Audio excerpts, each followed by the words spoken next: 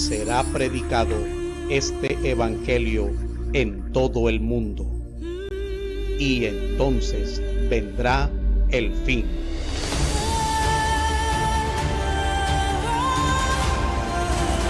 Iglesia Bíblica Pacto Eterno.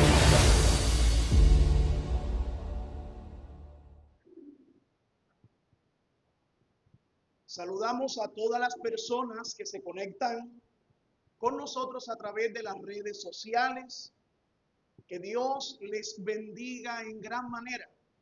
Oramos para que cada día la palabra del Señor llegue a sus corazones y haga, así como en nosotros, cada día el Señor su proceso santificador.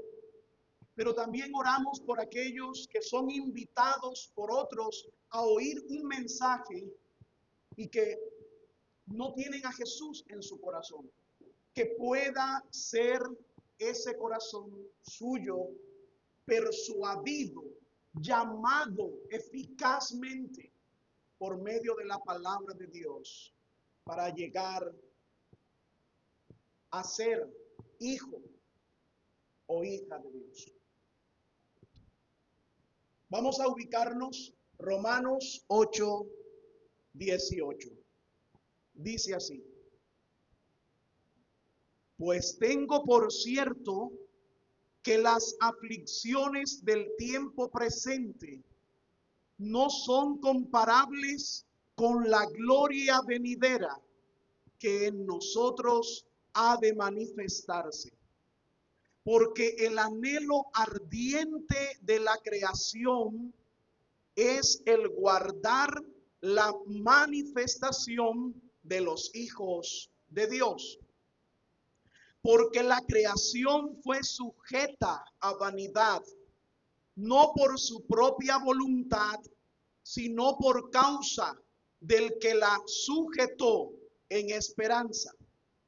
Porque también la creación misma será libertada de la esclavitud de corrupción a la libertad gloriosa de los hijos de Dios. Porque sabemos que toda la creación gime a una, y a una está con dolores de parto hasta ahora. Y no solo ella, sino también nosotros mismos, que tenemos las primicias del Espíritu, nosotros también gemimos dentro de nosotros mismos, esperando la adopción, la redención de nuestro cuerpo. Porque en esperanza fuimos salvos, pero la esperanza que se ve no es esperanza, porque lo que alguno ve, ¿a qué esperarlo? Pero si esperamos lo que no vemos, con paciencia lo guardamos. Y de igual manera el Espíritu nos ayuda en nuestra debilidad, pues ¿qué hemos de pedir como conviene? No lo sabemos, pero el Espíritu mismo intercede por nosotros con gemidos indecibles. Mas el que escudriña los corazones sabe cuál es la intención del Espíritu, conforme a la voluntad de Dios intercede por los santos. Y sabemos que a los que aman a Dios, todas las cosas les ayudan a bien. Esto es, conforme a los que a su propósito son llamados. Porque a los que antes conoció, también los predestinó para que fuesen hechos conforme a la imagen de su Hijo, para que Él sea el primogénito entre muchos hermanos. Y a los que predestinó, a estos también llamó. Y a los que llamó, a estos justificó también. Y a los que justificó, a estos también glorificó. Ore conmigo.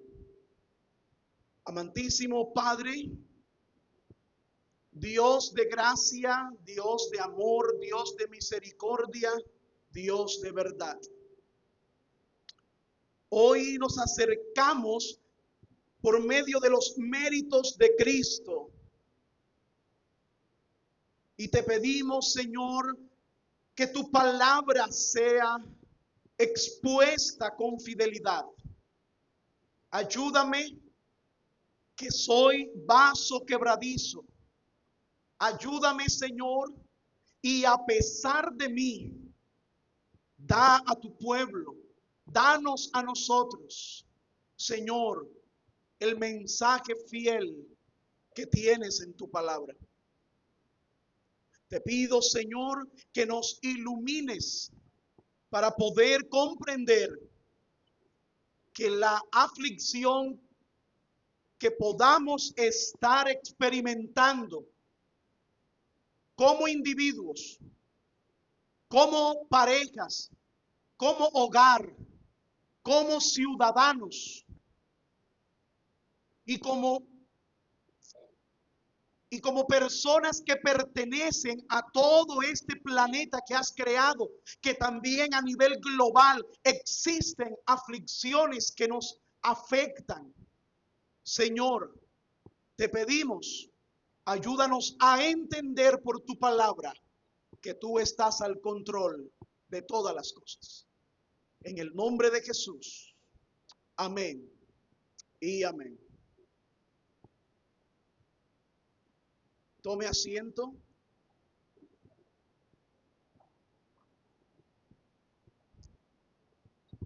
El mensaje de hoy lo he titulado El sufrimiento y la gloria. El sufrimiento y la gloria.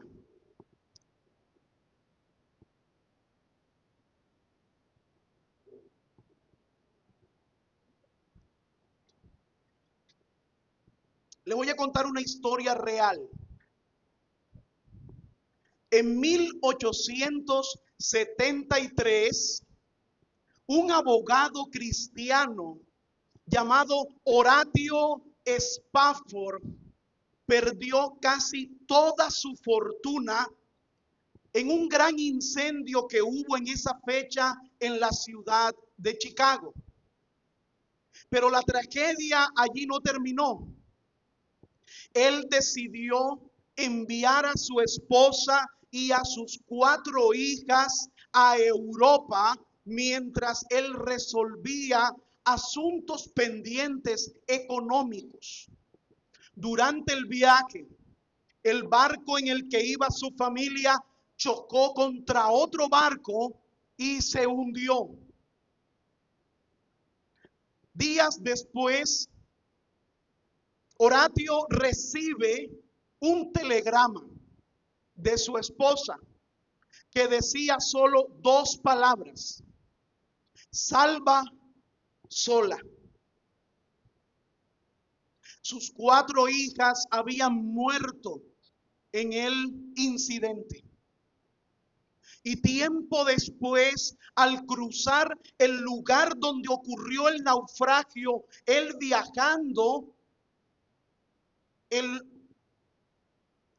capitán del navío, que sabía exactamente, porque eso había sido noticia global, que sabía exactamente por dónde había sucedido la tragedia, se le acercó y le dijo: Señor, fue justo en este instante donde sus hijas perdieron la vida.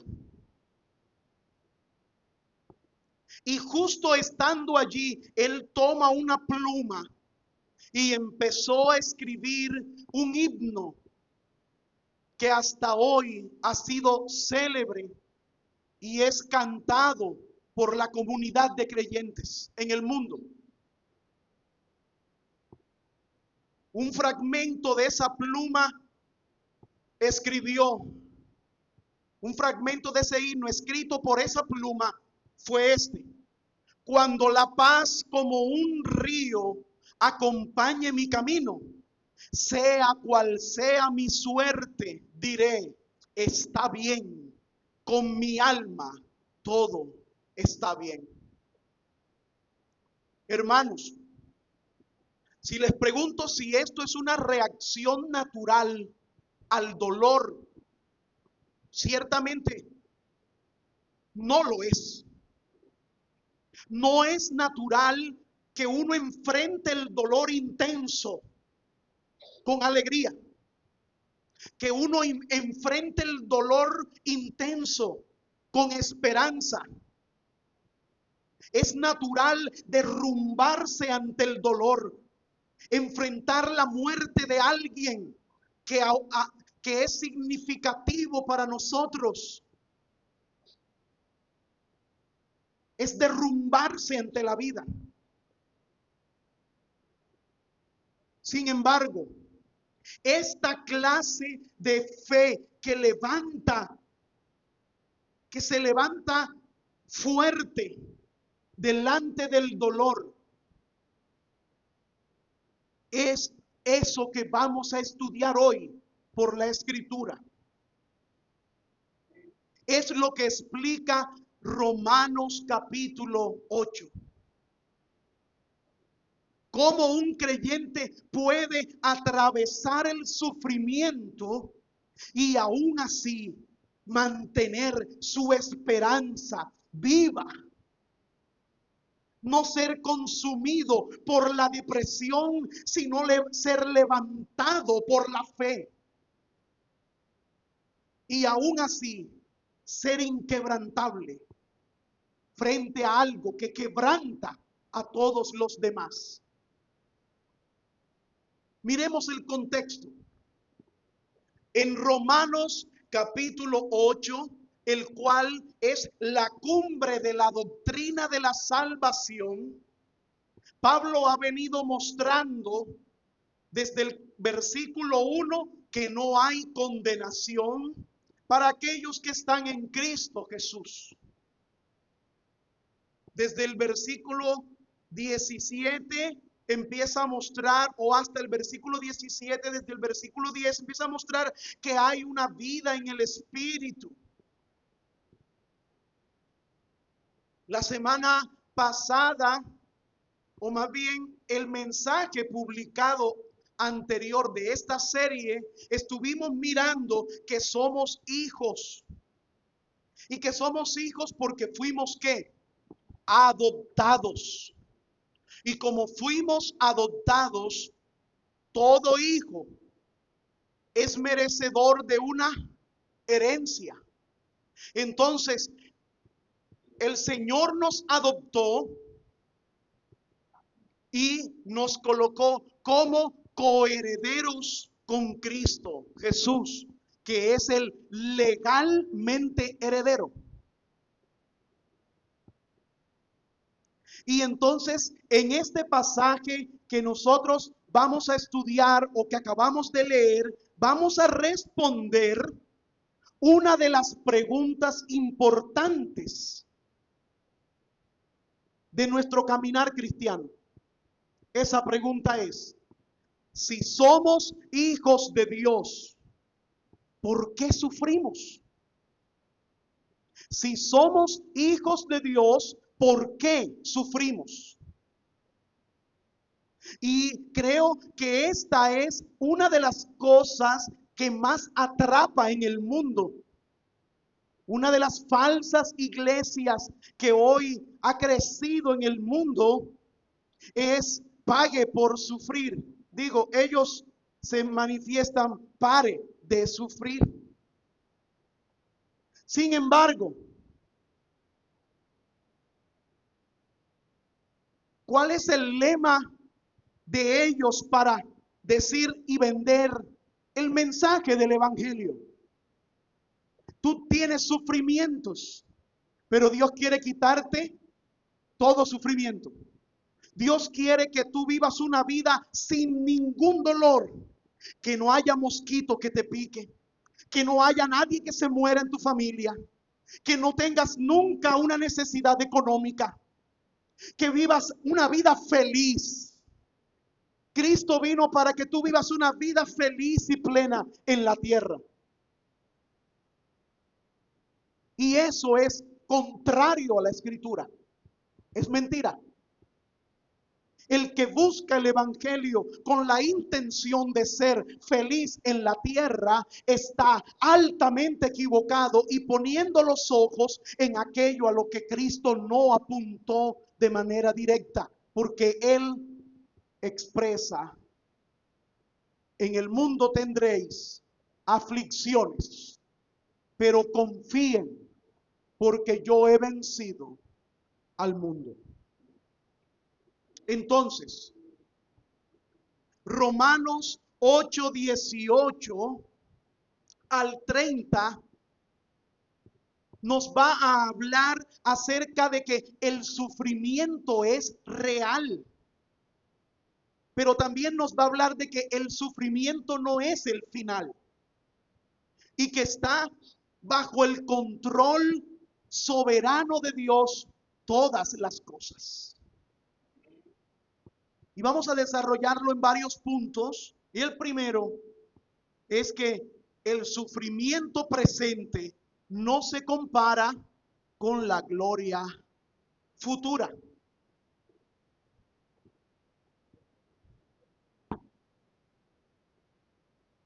Lea conmigo versículo 18 al 21.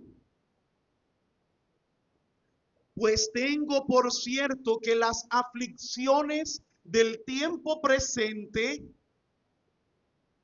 no son comparables con la gloria venidera que en nosotros ha de manifestarse. Porque el anhelo ardiente de la creación es el guardar la manifestación, es el aguardar la manifestación de los hijos de Dios. Porque la creación está sujeta a vanidad, no por su propia voluntad, sino por causa del que la sujetó, en esperanza, porque también la creación misma será librada de la esclavitud de corrupción a la libertad gloriosa de los hijos de Dios. Aquí el apóstol Pablo usa la palabra aflicción, que se refiere a dolores reales, a persecución, a pérdida. La palabra en griego es patémata, que quiere decir sufrimiento intenso. Usa esto para decir y hacer un contraste: las aflicciones del tiempo presente, pero las compara con algo futuro, y ese futuro es la gloria venidera. Y cuando habla de gloria venidera, que en griego es doxa, está hablando de peso, de esplendor, de magnificencia divina. Y Pablo está haciendo esa comparación de sufrimiento temporal con gloria eterna. Todo lo que vivamos en este mundo es temporal. Todo. Se popularizó un dicho diciendo: no hay mal que dure 100 años, ni cuerpo que lo resista. Resulta que aquí en la tierra el mal o la aflicción o el dolor que nosotros tengamos siempre va a ser ¿qué? Pasajero. Pero la promesa de gloria que el Señor nos ha hecho es que eterna. Es eterna. Mire un momento, 2 de Corintios capítulo 4 versículo 7. Dice: porque esta leve tribulación momentánea produce en nosotros cada vez más excelente y eterno peso de gloria. Peso de gloria. Y cuando habla la escritura, cuando Pablo está diciendo que en nosotros ha de manifestarse esa gloria, esto anticipa a la resurrección del cuerpo. Mire, más adelante en Romanos 8:23, ¿qué dice?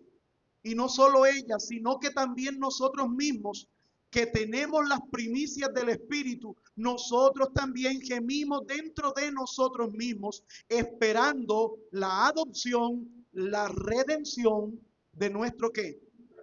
De nuestro cuerpo. Hermano, ¿qué significa la resurrección de nuestro cuerpo? Bueno, es la subsiguiente semejanza a Cristo, que es la gloria eterna del creyente. ¿Sabe cuál es el fin para nosotros? La glorificación. ¿Y sabe cuál es la glorificación que el Señor va a derramar? Que vamos a ser exactos. Vamos a ser como Cristo, siendo Él el hermano mayor, siendo Él el primogénito entre muchos, siendo Él el heredero legítimo que comparte con los hermanos adoptados su herencia. Pero seremos como Cristo. Y cuando veamos eso, será cumplida toda la promesa de la gloria que el Señor nos ha hecho. Filipenses 3:20 al 21 dice: mas nuestra ciudadanía está en los cielos, de donde también esperamos al Salvador, al Señor Jesucristo, el cual transformará el cuerpo de la humillación nuestra. ¿Cuál es el cuerpo de la humillación nuestra? Este. Y lo transformará para que sea semejante al cuerpo de la gloria que suya, por el poder con el cual puede también sujetar a sí mismo todas las cosas. El fin del creyente es ser como ¿quién? Como Cristo. Como Cristo. Así que cuando miramos esto en el pasaje siguiente de Romanos, allí en el versículo 19 empieza el apóstol Pablo a hablar de la creación. Dice, porque el anhelo ardiente de la creación es el aguardar la manifestación de los hijos de Dios. Y cuando miramos esto, miramos que la creación misma también sufre. No solo sufre el creyente, sino que sufre la creación misma. Mira, y ahora, ¿por qué sufre la creación? Bueno, sufre porque la entrada del pecado que entró por Adán, el pecado que vino por Adán, afectó de manera directa a todo el mundo. Y eso incluye naturaleza, eso incluye muerte, corrupción. Todo lo afectó. Y sabe una cosa, miramos allí diciendo que el anhelo ardiente de la creación es el aguardar la manifestación de los hijos de Dios. Ahora, ¿qué incluye la palabra creación? Incluye todo el universo físico, a excepción de los seres humanos. ¿Por qué a excepción? Bueno, porque la Biblia misma contrasta esos dos aspectos, la creación y los seres humanos. Romanos 8:22 dice, porque sabemos que toda la creación gime a una y está a una con dolores de parto hasta ahora. Y no solo ella, sino que también nosotros, o sea, no solo ella, ¿quién? La creación, sino también nosotros, ¿quiénes? Los seres humanos. Que tenemos, y aquí en este caso está hablando de seres humanos, pero de los redimidos, de nosotros que tenemos las primicias del Espíritu. Nosotros también gemimos dentro de nosotros mismos, esperando la adopción y la redención de nuestro cuerpo. Toda la creación personificada como si anhelara la transformación después de la maldición y todos los efectos de la maldición. Anhela la manifestación que el Señor ha prometido. Ahora, ¿cuál es esa manifestación que dice la Escritura? La manifestación de los hijos de Dios. ¿Qué significa? Bueno, eso significa cuando Cristo regrese por segunda vez, los hijos de Dios que seremos transformados a su imagen.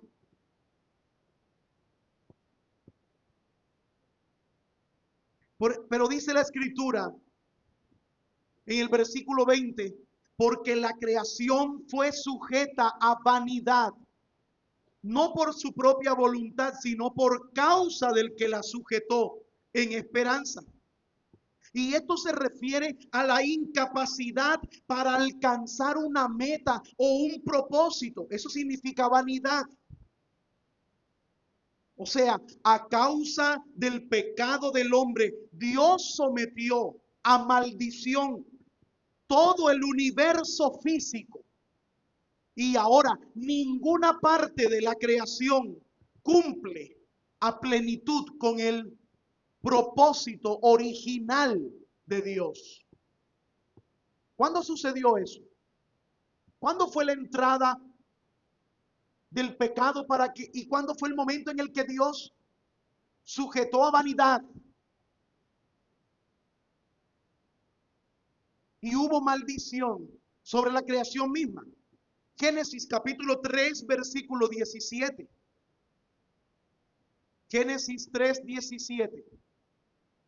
Dice, y al hombre dijo, por cuanto obedeciste a la voz de tu mujer y comiste del árbol de que te mandé, diciendo, no comerás de él, maldita será la tierra por tu causa, y con dolor comerás de ella todos los días de tu vida. Espinos y cardos te producirá, y comerás plantas del campo. Y con el sudor de tu rostro comerás el pan hasta que vuelvas a la tierra, porque de ella fuiste tomado, pues polvo eres y al polvo volverás.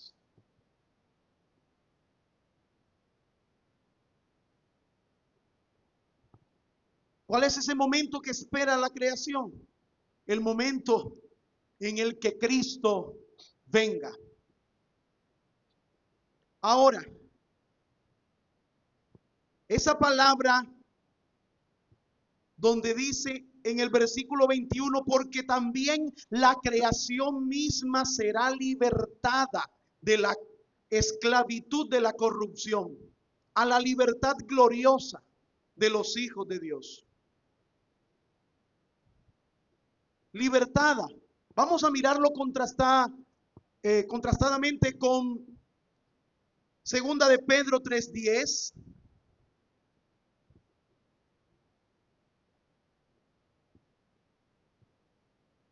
Segunda de Pedro 3:10 dice, pero el día del Señor vendrá como ladrón en la noche, en el cual los cielos pasarán con gran estruendo y los elementos ardiendo serán deshechos y la tierra y las obras que en ella hay serán quemadas. Miremos un poco en Apocalipsis 21:4. Apocalipsis 21:4 dice, enjugará Dios toda lágrima de los ojos de ellos y ya no habrá muerte, ni habrá más llanto, ni clamor, ni dolor, porque las primeras cosas pasaron. Versículo 5.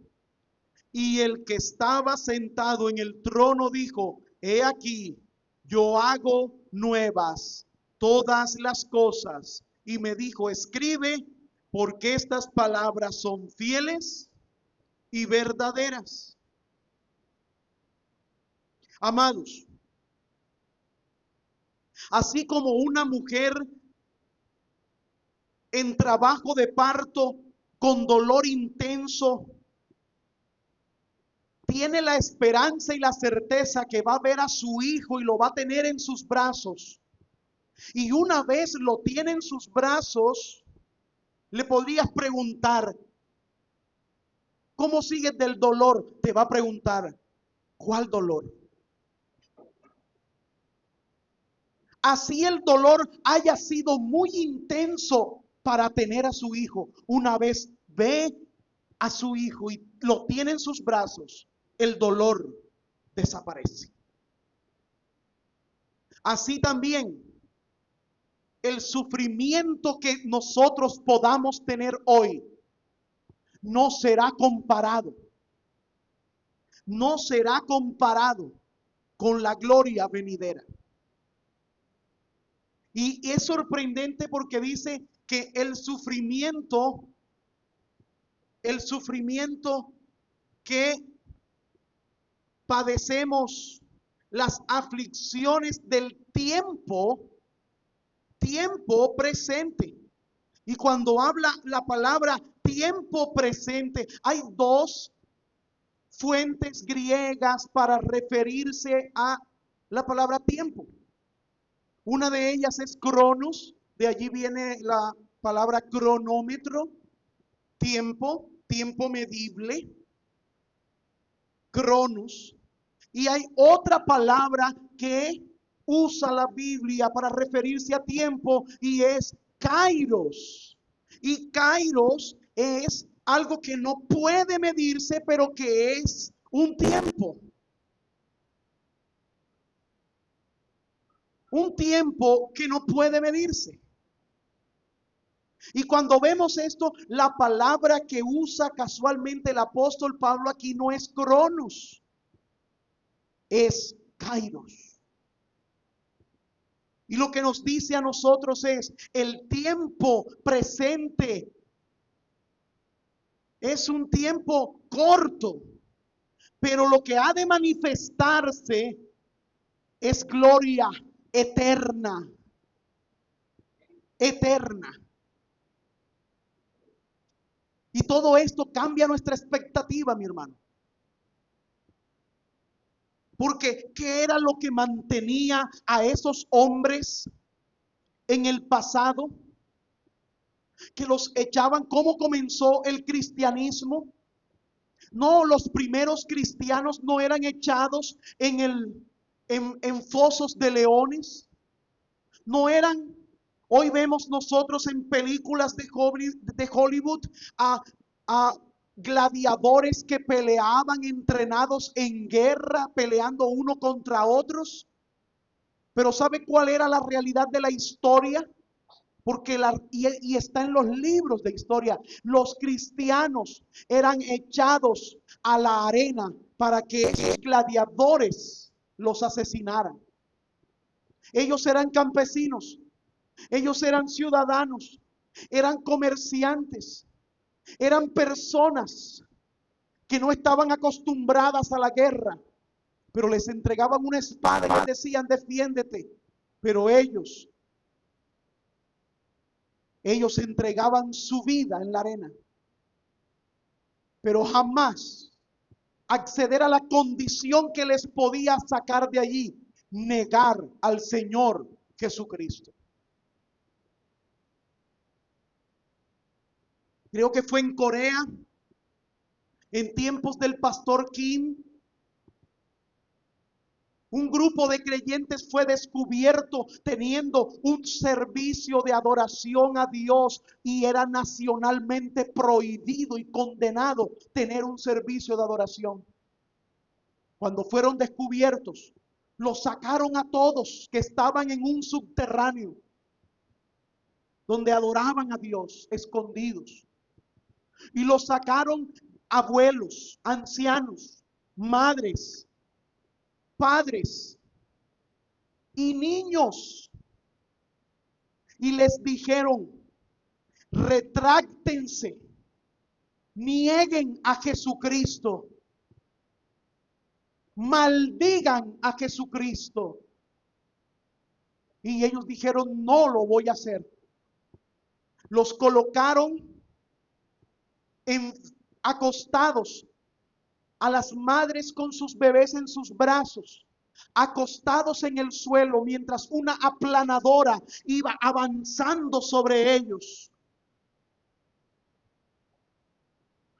Pero en aquel momento trágico, cuando la aplanadora iba avanzando sobre los cuerpos de ellos, se empezó a elevar un himno de boca de esos que estaban acostados allí esperando la muerte. Y el himno que cantaban era, gloria a ti, Señor, que me has rescatado. A ti sea la gloria. Y uno dice, ¿quién es el que da tal fuerza? Obviamente, los hijos de Dios aguardamos la esperanza futura. Por eso, a los que comprendemos las Escrituras, no nos pueden seducir solo brindándonos soluciones momentáneas en esta tierra, porque sabemos lo que dice la Escritura. Mas buscad primeramente el reino de Dios y su justicia, y todas las demás cosas os serán añadidas.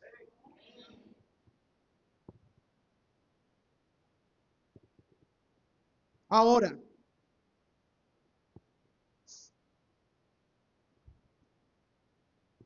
la misma creación va a ser libertada.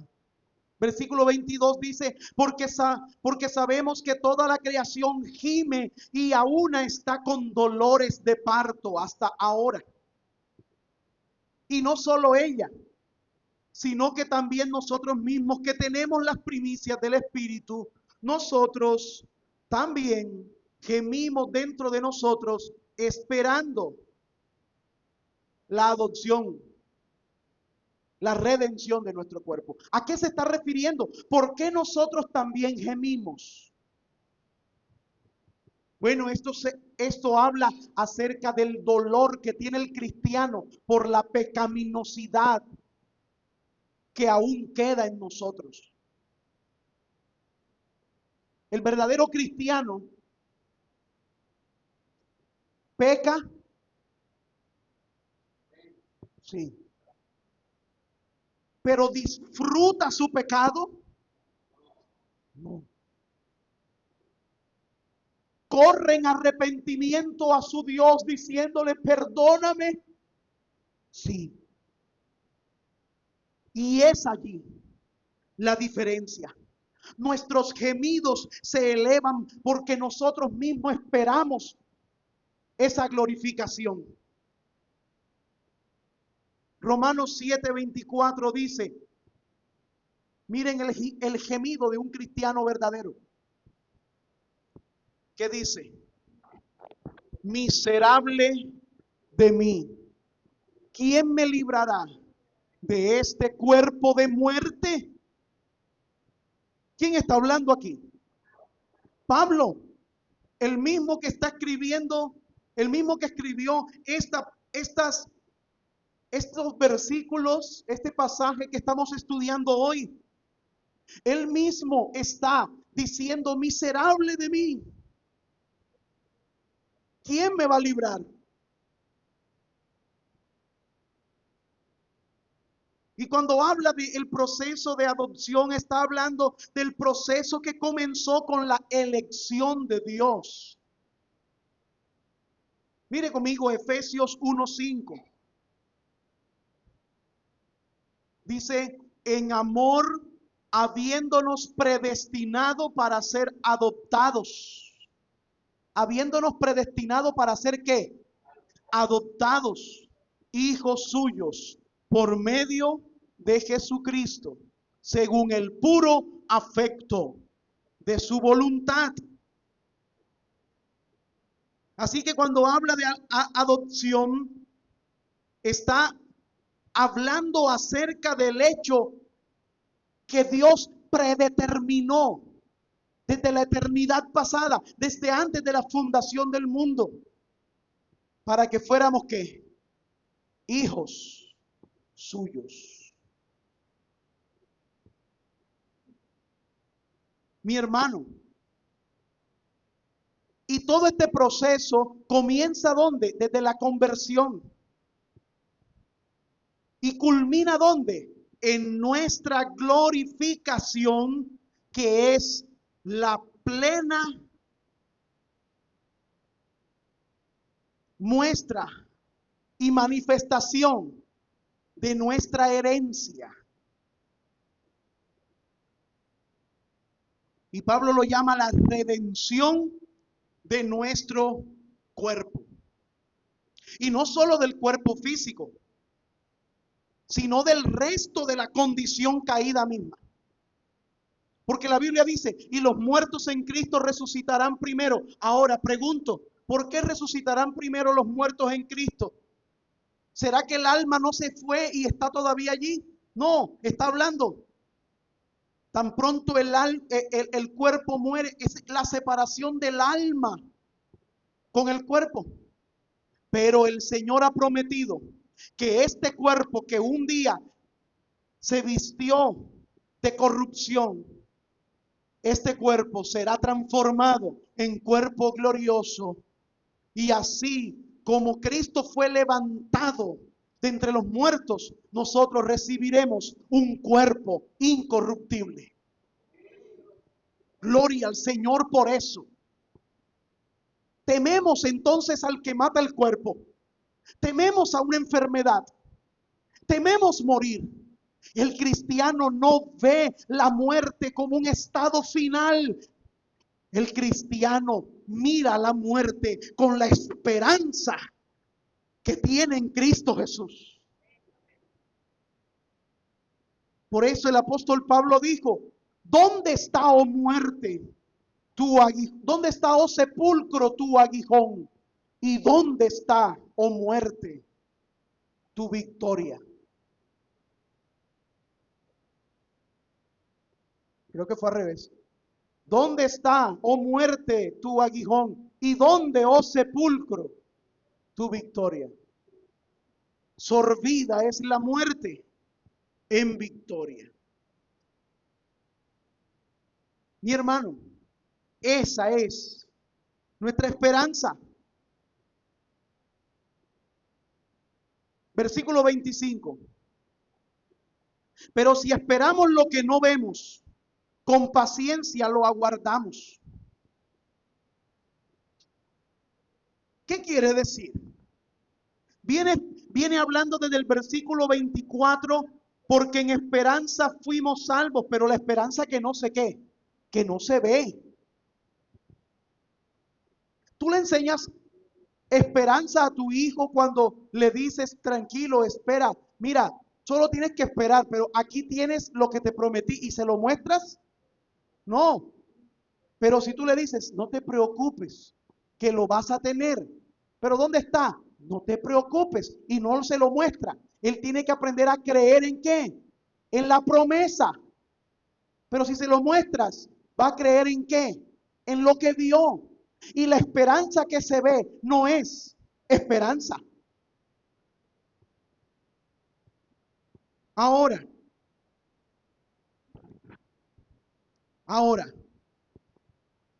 en griego la palabra esperanza se traduce como elpis. Y es algo que es alejado de la incertidumbre, que es una expectativa segura.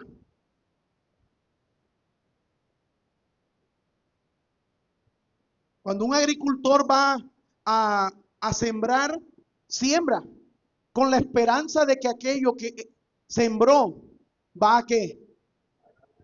Va a dar fruto. Y la cosecha no es inmediata, pero él sabe que ¿qué? Que va a venir la cosecha.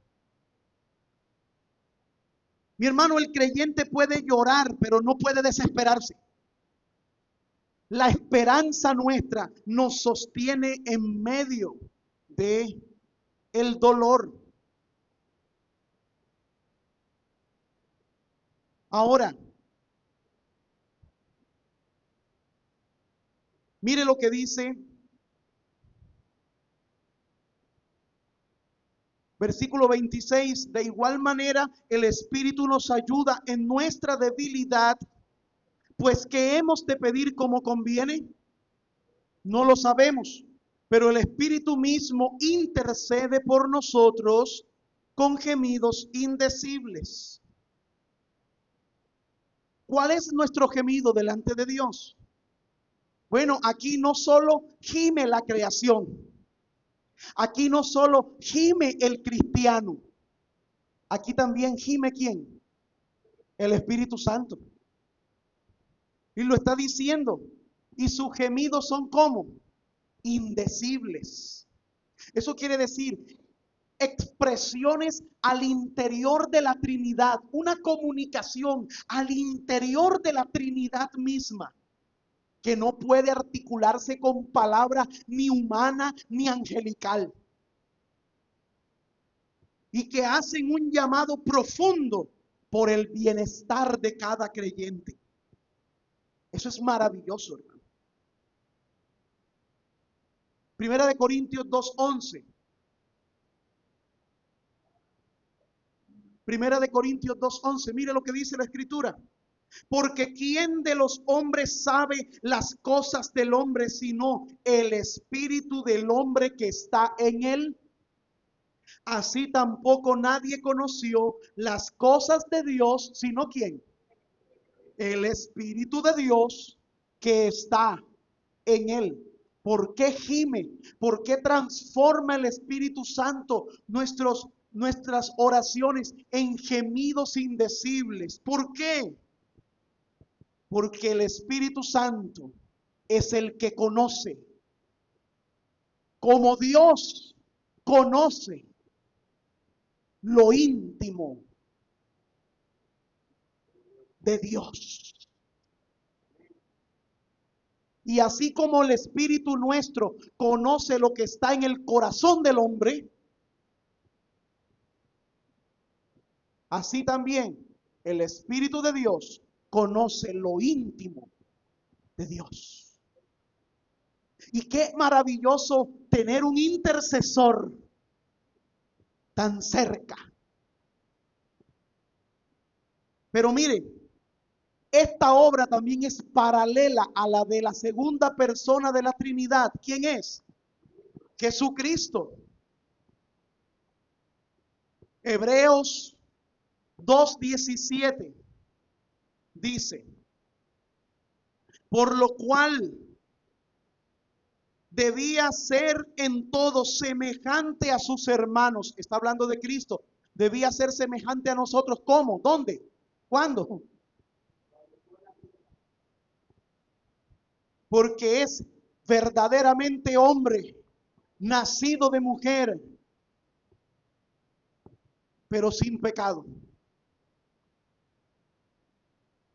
para venir a ser misericordioso y fiel sumo sacerdote. Pregunto, ¿qué hacía el sumo sacerdote en el Antiguo Testamento? interceder por los pecados del pueblo. Acuérdese, en la antigüedad los sumos sacerdotes eran vestidos con un vestido que tenía campanillas. ¿Por qué? Porque al entrar al lugar santísimo, si ese sumo sacerdote estaba en algún tipo de pecado o contaminación, entraba vivo, pero salía muerto. Entonces, ¿cómo era la manera? Ellos se movían y las campanillas sonaban, mientras, como los sacerdotes no podían entrar al lugar santísimo porque también morían, entonces tenían que escuchar las campanillas en los vestidos. Si dejaban de sonar, el hombre estaba listo. Y había una soga que lo atravesaba en la cintura y era atraído por los sacerdotes y lo sacaban para sepultarlo. Ese sumo sacerdote tenía que estar plenamente santo, habiendo cumplido todos los aspectos de ley posibles.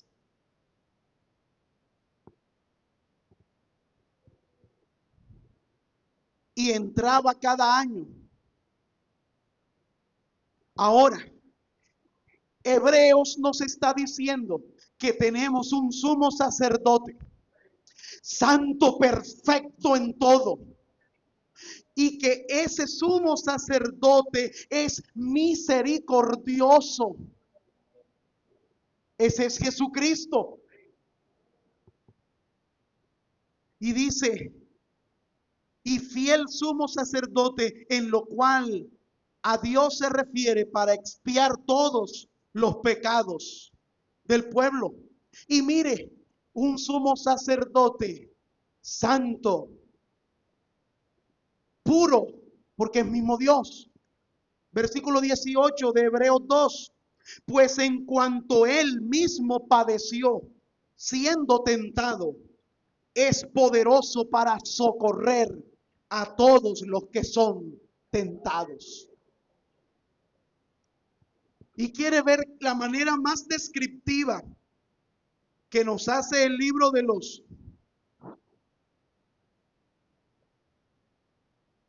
Hebreos, la carta a los Hebreos. Vaya conmigo, Hebreos 4:14. Dice, por tanto, teniendo un gran sumo sacerdote que traspasó los cielos, Jesús, el Hijo de Dios, retengamos nuestra profesión. Porque no tenemos un sumo sacerdote que no pueda compadecerse de nuestras debilidades, sino uno que fue tentado en todo según nuestra semejanza, pero sin pecado. Ya sabemos por qué el sumo sacerdote del Antiguo Testamento tenía que ser tan puro. ¿Por qué? Porque era tipo de ¿quién? De Cristo. Y ninguno de esos sumos sacerdotes del Antiguo Testamento realmente lograron la pureza. Pero Cristo Jesús es el sumo sacerdote perfecto para interceder por nosotros. Mi hermano, versículo 27 dice, mas él escudriña los corazones, el que escudriña los corazones, sabe cuál es la intención del Espíritu conforme a la voluntad de Dios, intercede por los santos. Y sabemos, versículo 28, y sabemos que a los que aman a Dios, todas las cosas les ayudan a bien. Esto es conforme a los que su propósito son llamados. Un versículo bastante popular, por lo general mochado por la mitad. Han visto a las amigas decirle, ay, no te preocupes, si se fue ese hombre, que déjalo que se vaya. Todo ayuda para bien. Vemos a la otra persona diciendo, ay, no te preocupes, te fue mal en el negocio. No le prestes atención, que todo ayuda para bien. La palabra todo ayuda para bien no es en sí misma una frase aplicativa a todos los seres humanos. Aquí mismo la palabra está delimitando eso. En primer lugar, dice, y sabemos que a los que aman a Dios, ya va la primera condición, a los que aman a Dios, todas las cosas les ayudan para bien. Pero todavía en ese punto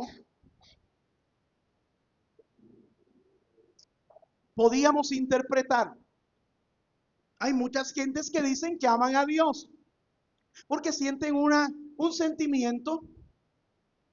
Se vieron la película de la Pasión de Cristo en Semana Santa y entonces tuvieron un repentino sentimiento de pobrecito, cómo sufrió. Ojalá yo hubiera estado allí, yo lo hubiera ayudado. O sea, ya el Salvador debía ser salvado y el que debía salvar, el que debió ser salvado, entonces ahora quiere ser el Salvador. Sentimientos sin comprender la Escritura. Yo hubiera estado allí, no, yo hubiera, algún piedrazo le hubiera dado a uno de esos soldados que le estaban azotando.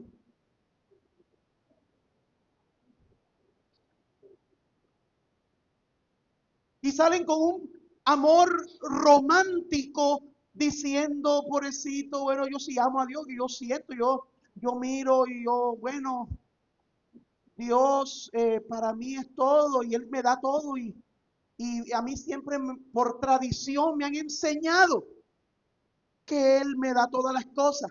Y como Él me da todas las cosas, que yo lo amo. Y tú le preguntas a esa persona, ¿y qué son todas las cosas que te dan? Pura cosa material. No, es que Él me da la comida diaria, Él me da el vestido, Él me dio la matrícula de mi hijo, Él es el que me da, Él es el que le da el trabajo a mi esposo, el que le da el trabajo. Todas las cosas son terrenales.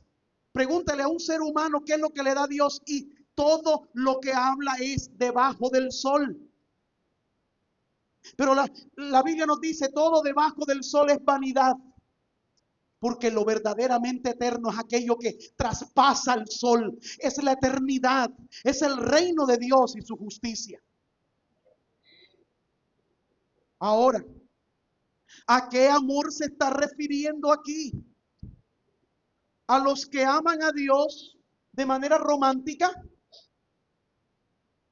Los que ponen una música suave y se ponen a llorar y dicen, ay, sentí la presencia de Dios porque lloraron, pero el día que no lloraron, dicen, yo no sentí la presencia de Dios hoy.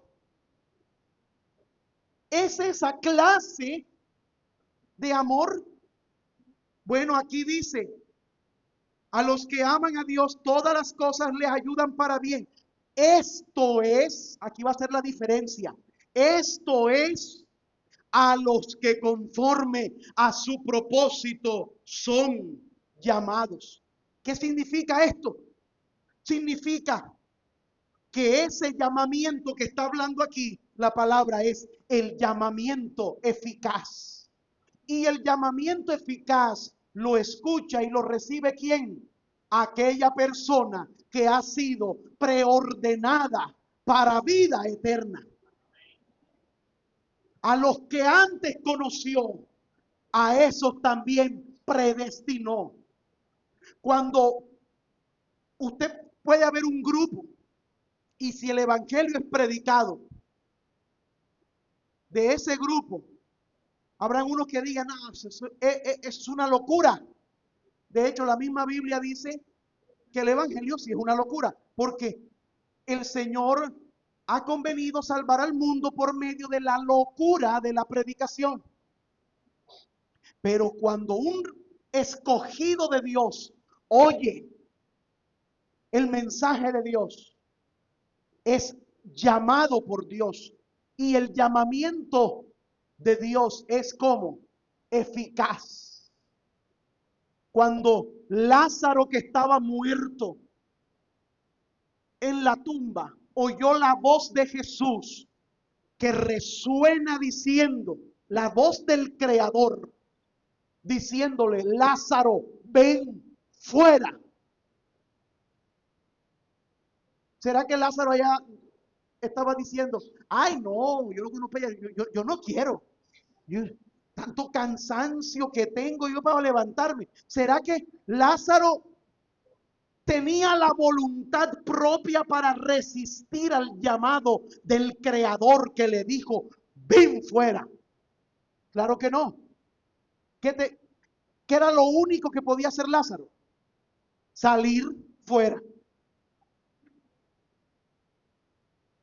Cuando Dios llama a un hijo suyo,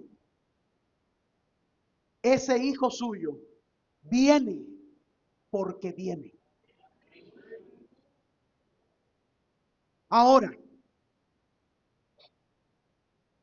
a esa clase de personas, a los que aman a Dios, pero no una clase de amor romántico, sino una clase de amor producido por el cambio de naturaleza en el corazón, porque Dios los ha mudado. ¿Por qué? Primero, porque fueron llamados.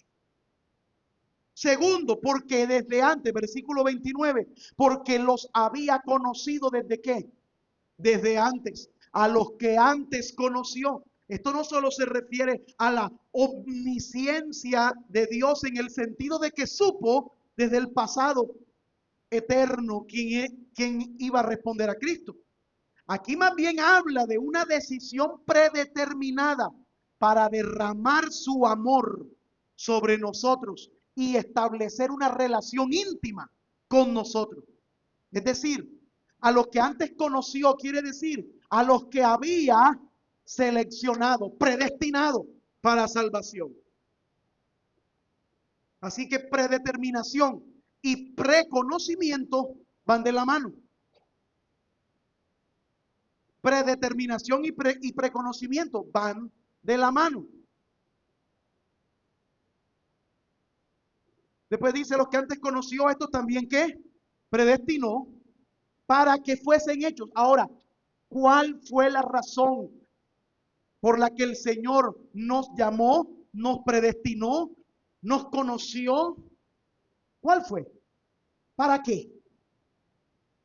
Para que fuésemos hechos conforme a la imagen de su Hijo, para que Él sea el primogénito entre muchos. Mi hermano, lo que veníamos hablando, el Señor, todo su objetivo es convertirnos en la glorificación a la imagen de ¿quién? De Cristo Jesús. De Cristo Jesús. Y termina diciendo en el versículo 30, a los que predestinó, a estos también llamó. Y a los que llamó, a estos también justificó. Y si quieres saber qué significa la palabra justificación, bueno, vaya en la serie, está publicada. Creo que tomamos varios mensajes para hablar acerca de la justificación, que ya el apóstol Pablo nos venía hablando en capítulos anteriores. A estos también justificó. Y a los que justificó, a estos también glorificó. Glorificó. Pablo emplea aquí, note, un tiempo pasado para algo que es en tiempo futuro. Pregunto, ¿ha sido glorificado usted? ¿Y por qué Pablo dice glorificó y no dice glorificará? Si él mismo entiende perfectamente la doctrina. Está procediendo de él la doctrina. Es un hombre cuidadoso, está siendo inspirado por el Espíritu Santo. El Señor está soplando su palabra a través de él. ¿Será que se equivocó? ¿Será que tienen una confusión y no sabe conjugar los verbos pasado, presente y futuro? ¿Será?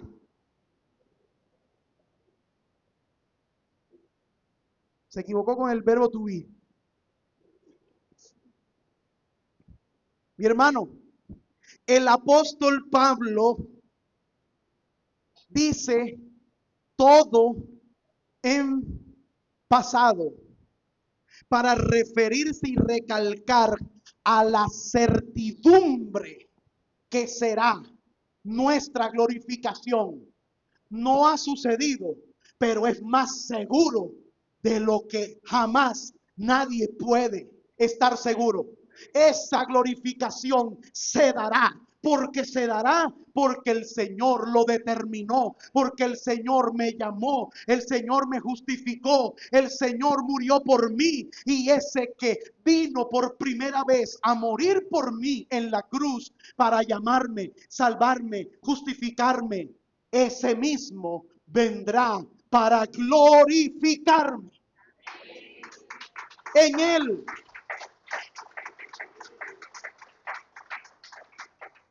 Así que hermanos,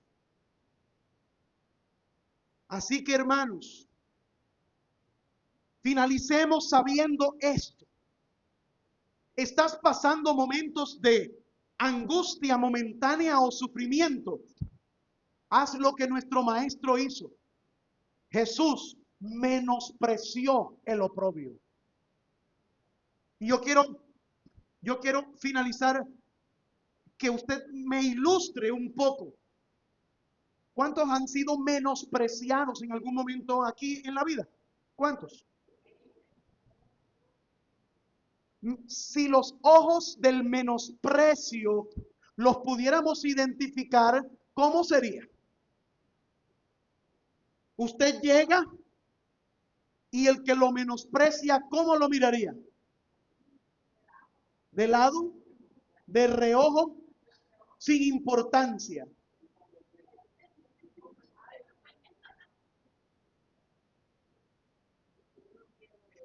El Señor Jesús, cuando el oprobio vino, no le prestó la atención que usted y yo le prestamos. Cuando miramos el oprobio, usted y yo, ¿cómo lo miramos? De frente. Lo contemplamos mucho. Y si sucede esto, no, qué dolor. Y si pasa esto, qué dolor. Y miramos, le prestamos tanta atención al dolor y al sufrimiento. Pero nuestro maestro, cuando el sufrimiento se le paró frente a él lo menospreció. Dice la Biblia, menospreciando el oprobio. El Señor, cuando fue a la cruz, no fue pensando en el sufrimiento y dolor que iba a tener, sino en la redención que iba a otorgarnos a nosotros.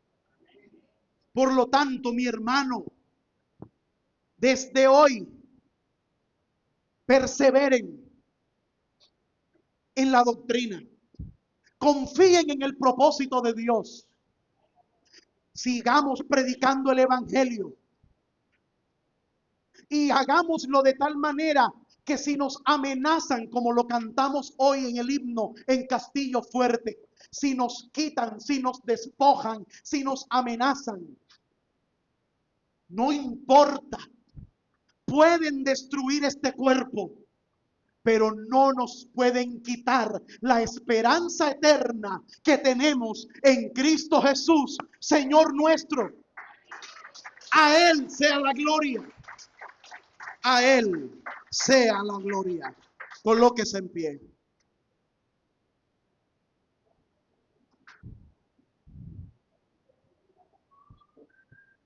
Ore conmigo. Amado Padre, soberano Dios, eterno, Dios de gracia, misericordioso, Dios de amor, Dios de justicia. En medio de todas nuestras aflicciones, Señor, Ayúdanos a mirar la gloria venidera.